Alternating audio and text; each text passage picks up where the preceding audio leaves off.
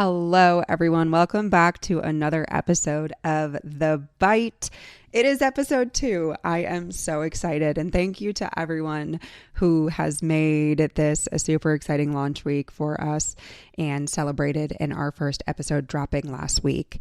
But if you listened to the first episode, you will know the purpose of The Bite is for shorter, hard-hitting, quick-turning episodes.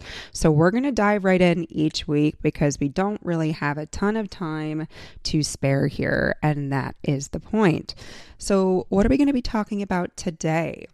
This is something that I think a lot of us will relate to, and it is the myth of the catch-up week. How many times have you been there? I have been there countless times, and more times than I'd like to probably admit, where you get to a Monday and you say, okay, here it is. This is it. This is the week that I'm going to catch up on everything, on life, on work, on home things. We've been there, right? Like, here it is. This is finally the week. But the problem with this is it is not proactive. It's actually you living in a reactionary state of all of the things that went unplanned, whether it went unplanned the week before that.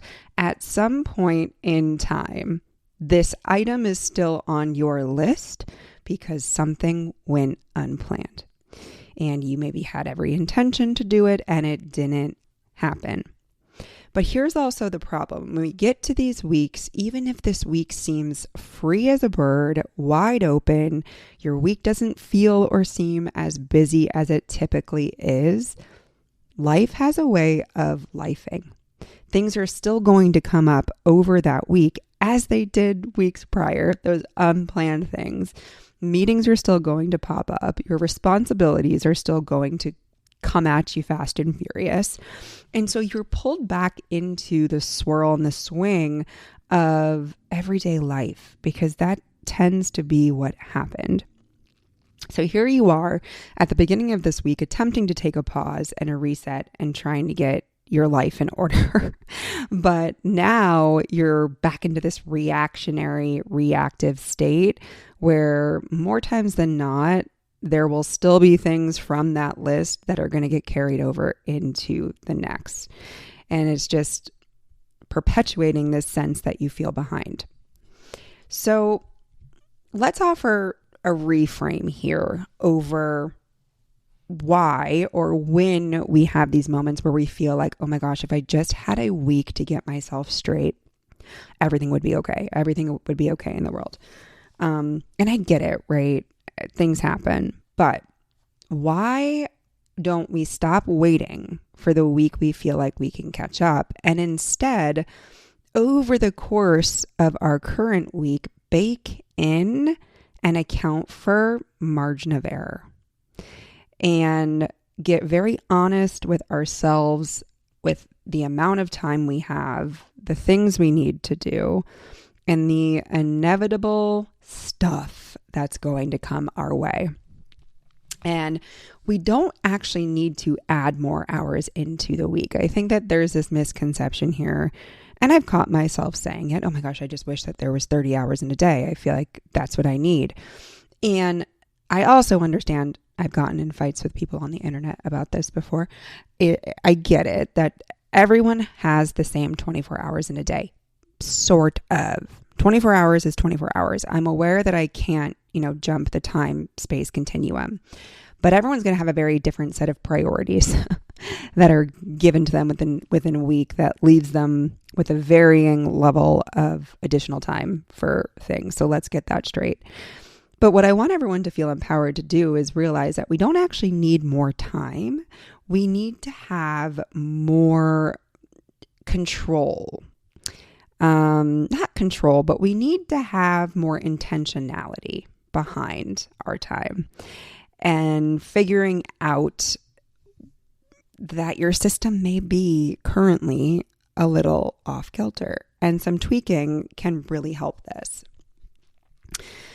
These catch-up weeks are kind of a chronic band-aid for overcommitting. And this is something I've struggled with, believe me, in my life, is wanting to say yes to everything that comes my way, or being the yes man that will, yeah, of course I can do that. I can get to that. Taking a pause and a breath, especially when a question comes your way where the ultimate end answer is, will I be giving some of my time to this person or this thing? Take a second and actually think to yourself, do I just want to say yes, or do I actually have the capacity to say yes? And it's a tough one, and it takes some introspection, but a lot of us, I think, feel this urgency to just say yes to things without even thinking how that's going to impact the number of hours we have in a day to do things. And that's not going to look the same for everyone. I think we also need to start to bake in buffer during our day. A lot of us are chronically also overscheduled. We're jumping from meeting to meeting without even thinking about it. Time blocking actual moments into your day to pause and breathe and actually function as a human being can do you wonders. Not literally jumping off one meeting and going directly in the next from 7 o'clock in the morning to 6 o'clock at night. Actually taking some of that space back for yourself, reclaiming some of that energy. Maybe that's even just a 60-minute block once a week. It doesn't have to be this extensive thing, but consistently scheduling in moments you know that you can pause, get your head straight, figure things out, reassess, reevaluate, look at your action items, do some tweaking, can be a really beneficial tool here. I can't talk. The last little bit that I want to offer up here, because again, I want to keep these episodes, I'm checking in on time here. We're doing well. Look at me. For talks too much in class, look at me now. As I go on a rant. Anyway, the one last final thing that I want to make note of here, and this can be something that you look at in terms of maybe you're like someone that's like, I constantly feel like I need a catch-up week.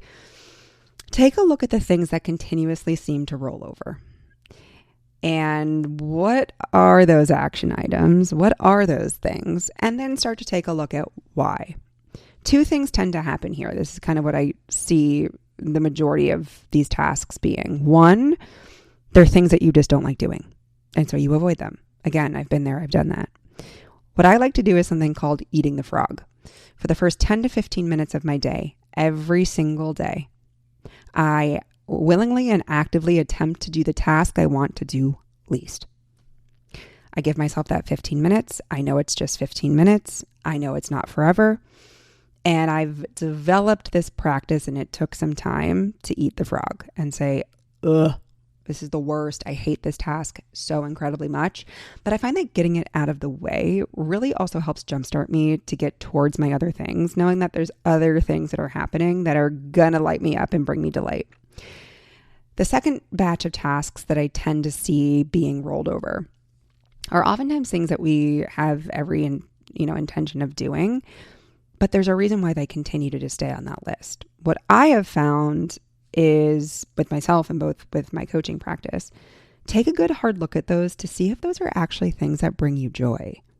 Sometimes we push things off, whether it be consciously or subconsciously, because we know that there are other things that simply make us happier. And I'm not talking, there's things you're going to have to do in business regardless, right? There's things that have to happen to keep your business running or your, life running. But I've been in some scenarios before where I've been producing certain things within my business, and all of a sudden I realize I'm really avoiding doing it because I don't like it. I don't want to do that. That's not something that brings me joy. I tend to be more drawn towards other aspects. So I'm spending my time there. I'm wanting to do more of that, or I've increased my number of hours of doing that. And it's not wrong to change your mind. And we also have to realize that it's okay to not do it all. We can find the things that actually feel like they're making an impact and are very purposeful in our lives. So if some of these tasks or these things keep rolling over week, and it's consistently a couple of them, it might just be something where it's time to go.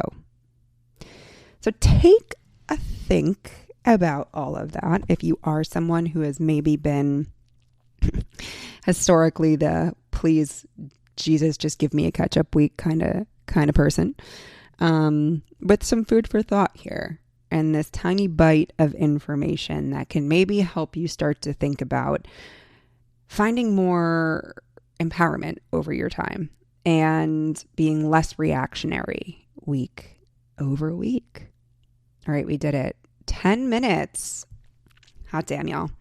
Thank you so much for listening. I hope you enjoyed this episode. You can find me on Instagram at Sarah D. Johnston. You can find me on my website, sarah-johnston.com.